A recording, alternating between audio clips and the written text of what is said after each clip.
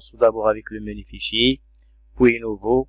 Il y a 4 possibilités, c'est-à-dire fichier de données, fichier de syntaxe, fichier de sortie et fichier script. On commence par le premier type. Chaque fois qu'on accède à cette fenêtre, on commence tout d'abord par créer des variables. À titre d'exemple, ici, id, le nom, type chaîne de caractères, largeur maximum 30. Il s'agit d'un identifiant, etc. Voici un fichier que j'ai déjà saisi la séance précédente concernant appelé fichier de suspect COVID 2019. Ce fichier contient 20 variables. J'avais saisi 651 données. Ce fichier a l'extension .sav. C'est le fichier essentiel. Cette fois sans sauvegarder les données et les variables. Pour le deuxième type de fichier SPSS, appelé fichier de script, on procède comme suit. Donc, fichier nouveau, syntaxe. SPSS m'amène vers une fenêtre dans laquelle soit je tape les commandes, soit d'aller chercher les commandes à partir de ce menu. Donc, je vais par exemple que SPSS affiche les fréquences selon le sexe, donc je dois écrire FREC.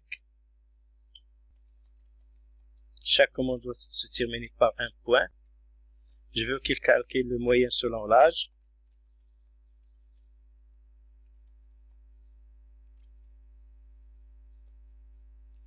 On peut, au lieu d'écrire ces commandes, on va les chercher ici dans ce menu. Par exemple, analyse, statistiques descriptives, le milieu, par exemple, et selon la nationalité. Je clique sur coller. Je sauvegarde ce fichier. Donc, j'ai donné un nom à ce fichier. Il a l'extension SPS. J'enregistre. Je ferme cette fenêtre principale de SPSS. Allons chercher ce fichier.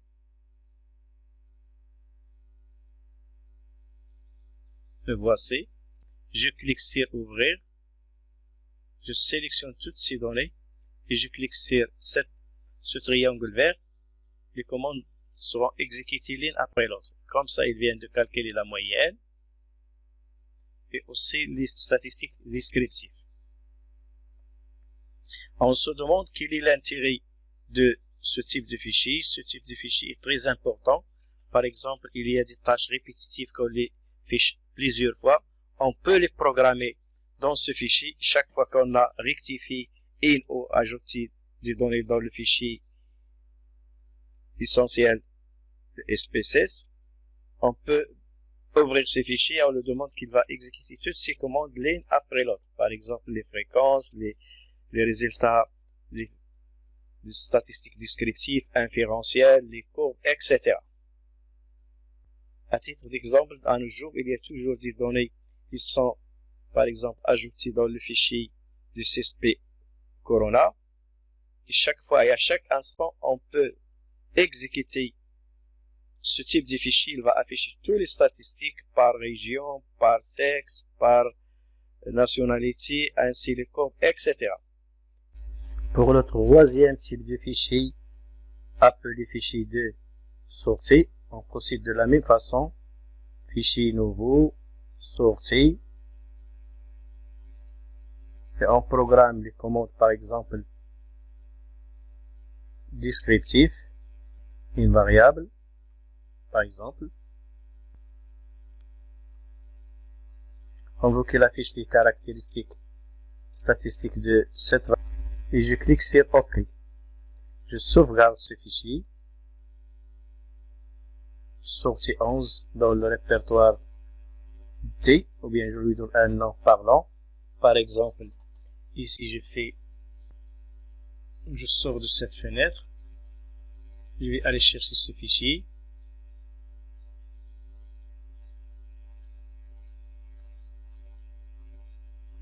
J'exécute. Voilà, il vient d'afficher ce que j'avais demandé. La seule différence entre un fichier de sortie et le fichier de syntaxe, dans le fichier de syntaxe, on peut écrire les commandes, tandis dans le fichier de sortie, on peut tout simplement les programmer. SPSS me propose 3 sortes de langages avec quoi je peux écrire les commandes de ce script, Python 2, Python 3, ou bien basique. Moi, je vais choisir par exemple ce type de langage. Il m'amène vers cette fenêtre-là, dans laquelle je dois taper et saisir les commandes avec ce langage, sans faute. Ce fichier est rarement utilisé parce qu'il demande une connaissance approfondie de ces 3 langages, c'est-à-dire Python 2, Python 3 et basique. Moi, par exemple, je vais faire tout simplement simple exemple qui affiche un message. Par exemple, message books. Donc, je dois maîtriser les commandes qu'il faut taper. Par exemple, je dis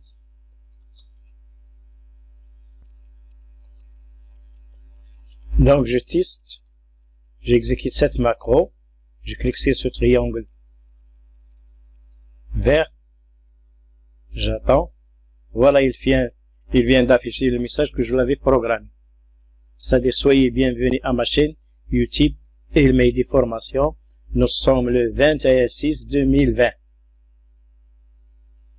Ce fichier n'affiche pas tout simplement les messages, il peut aussi programmer plusieurs tâches qu'on peut effectuer soit avec le statistique descriptif ou bien inférentiel avec ce logiciel.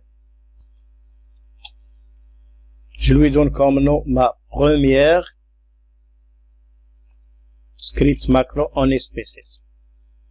J'enregistre, puis je quitte cette fenêtre et je rejoins la fenêtre principale de SPSS pour exécuter le contenu de. J'accède à une fenêtre de sortie. Je clique directement sur ce triangle-là appelé exécuter le script qui me permet d'accéder au script que j'avais déjà programmé. Je clique ici. Voilà, je vais aller chercher ce script. Il est là. Je vais l'exécuter. J'attends. Donc, il vient d'afficher ce que j'avais déjà programmé. Enfin, on peut cliquer sur cette option boîte de dialogue de bienvenue pour confirmer ou bien annuler l'affichage de cette boîte qui va être affichée à l'ouverture toujours d'un fichier SPSS. L'option qui se trouve en bas ne peut afficher 7 points de dialogue. Et maintenant, on passe au menu édition. Quand on clique sur le menu édition, on constate qu'il y a l'affichage de plusieurs commandes qu'on a l'habitude d'utiliser dans la plupart des logiciels, à savoir annuler, rétablir, copier, coller, effacer, etc. On passe directement à la dernière possibilité, qui est un cas exceptionnel, c'est-à-dire option. Dès qu'on clique sur option, il nous amène vers une fenêtre avec plusieurs onglets à partir de laquelle on peut configurer SPSS selon nos besoins. Je vous conseille de ne pas faire des modifications sans savoir de quoi il s'agit. Cette fenêtre de menu options contient plusieurs onglets qu'on peut faire passer l'un après l'autre. Par exemple, moi je veux changer le devise. Je clique ici. Moi j'ai déjà tapé dirham. Vous pouvez par exemple, au lieu de mettre dirham, mettre millim, ou bien journée, ou bien dollar, ou bien franc français, etc. Par exemple, je vais mettre dollar. Et comme ça, dans l'affichage des variables du symbole monétaire, au lieu de dirham, il va afficher dollar. Donc moi je vais annuler. Maintenant on passe au troisième menu qui est le menu affichage. Quand on clique sur le menu affichage, il y a l'affichage bien sûr de certaines options qu'on peut rectifier. Ici il y a barre de statut, c'est la barre qui se trouve en bas qui vous signale est-ce que SPSS est prêt. La voici. Si on décoche, voilà cette barre là n'est plus affichée. Donc je reprends barre d'état, bien de statut. Barre d'outils, c'est la barre qui contient ces icônes. Donc si on décoche, voilà cette barre d'outils est disparaît. On peut l'afficher une autre fois. Éditeur de menu, il nous amène vers l'éditeur de menu. Quand je choisis éditeur de menu, il y a l'affichage d'une fenêtre qui nous indique les différents menus de SPSS. On peut insérer des nouveaux menus. Je vous conseille de ne pas rectifier le menu. Il faut le laisser tel qu'il est par défaut.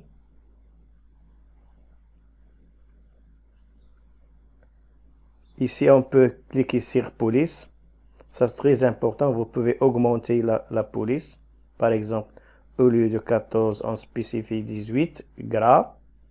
Type de police, on peut changer le type. Voilà, comme vous pouvez le constater dans la fenêtre des vides variables ou bien la fenêtre des vides données, la police a été augmentée. Donc, on peut revenir à notre menu affichage, police.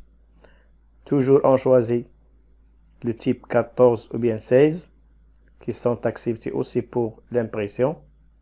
Voilà. Pour le quadrillage, je coche ici quadrillage.